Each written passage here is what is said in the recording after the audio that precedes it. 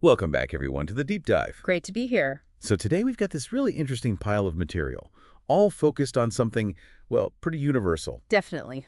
Fear. Exactly, fear, something we all, grapple with, often see it as just this huge obstacle. hmm And these sources, well, they include some thinking from someone called Zoran and also principles from Dr. DeMartini. They offer a really unexpected angle on it. Yeah, they really do. So our goal today, our mission for this deep dive is to kind of unpack all this, understand their specific view of fear, and maybe pull out some key things, some takeaways for how to actually face it. Maybe even change our relationship with it. That's the hint, isn't it? The central idea seems to be that fear might not be the enemy we, assume it is. Okay, so where do we start? Maybe with that Zoran perspective. The material calls it an ancient perspective. Yeah, let's start there. So this view describes fear as this persistent illusion, almost paralyzing, like it binds people with invisible chains. That's the language it uses. And it shows up in so many ways, right? It's not just one thing. Could be that, like primal terror, caveman stuff. Or just modern anxieties, Yeah. public speaking, interviews. Even, interestingly, fear of success, which seems counterintuitive, but it's in there. But here's the real twist in this Zoran view, the thing that jumped out at me. It says fear is not your enemy.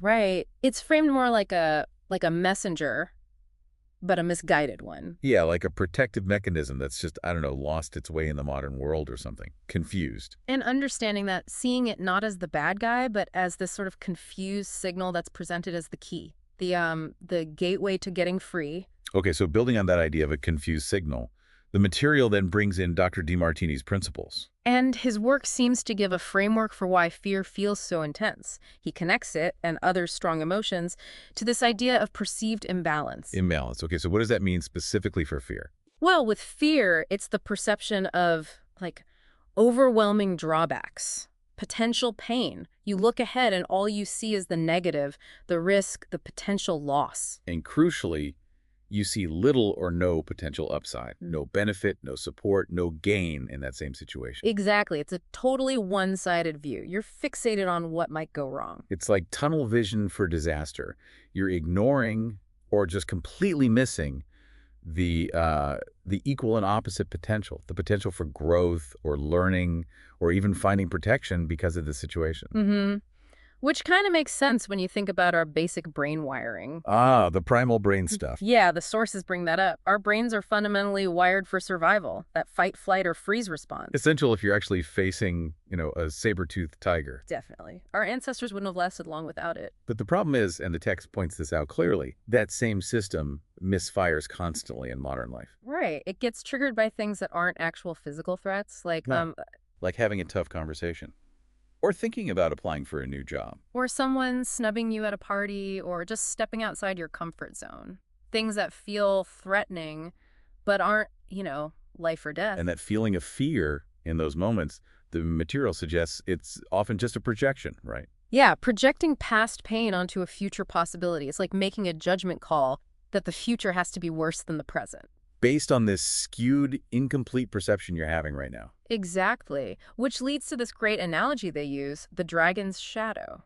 Oh, I like that one. Fear isn't the dragon itself, just its shadow. Right. And you can spend your whole life chasing the shadow, reacting to it. It's endless. But if you actually turn around, face the thing casting the shadow, face the dragon. Then you find something else. The hidden treasure, Hmm. which the source says is your own courage. Courage you didn't even know you had. Okay, so if fear is the shadow and facing it reveals courage, how do we do that? How do we turn and face it? Well, this is where the concept of becoming an alchemist of perception comes in. An alchemist. Like turning lead into gold. Sort of. But here, you're transforming your perception of the feared situation. You have to consciously, deliberately, look for the equal and opposite benefit hidden inside the thing you're afraid of. Actively search for the upside that your fear is currently blinding you to. Precisely. Find the balance. Can we use those examples they gave? Like public speaking, that's a common one. Sure. Okay, public speaking. The fear focuses on the drawbacks, right? Forgetting what to say, looking stupid, being judged. Rallying, basically. Yeah. Total imbalance towards the negative. So the alchemy here is to actively list the potential benefits that balance that out. What could they be?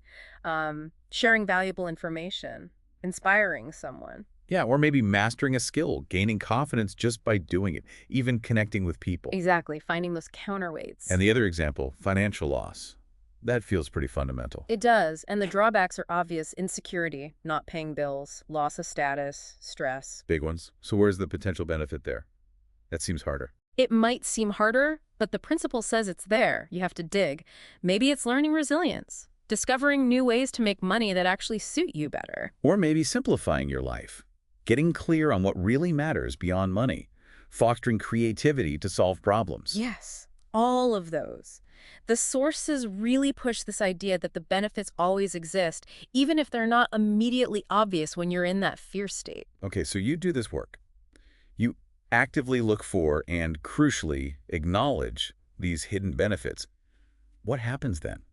The material says the fear itself changes. That's the core idea. The emotional charge of the fear starts to dissolve. It lessens. Not because the potential challenge disappears. No, the challenge might still be there, but your perception of it, your relationship to it, is now balanced. You see both sides. You realize the negative isn't the whole story. It's balanced by an equal potential positive. Right. So you move from feeling paralyzed or needing to run away. To feeling like you have a choice, an empowered choice about how to respond. Exactly. You shift from being a victim of the fear to being, well, the master of your own perception and response. You see the whole picture. And then the sources make this really big leap, connecting this whole process to self-realization. Yeah, that's a significant connection they draw. The argument is basically that fear, that unbalanced perception, keeps you playing small. It binds you, stops you from expressing who you really are, or going after what you truly value. Stopped you from embracing the grand adventure of life, as they put it. It keeps you stuck in that comfort zone. Which feels safe, maybe, Yeah. but is actually stagnant, limiting.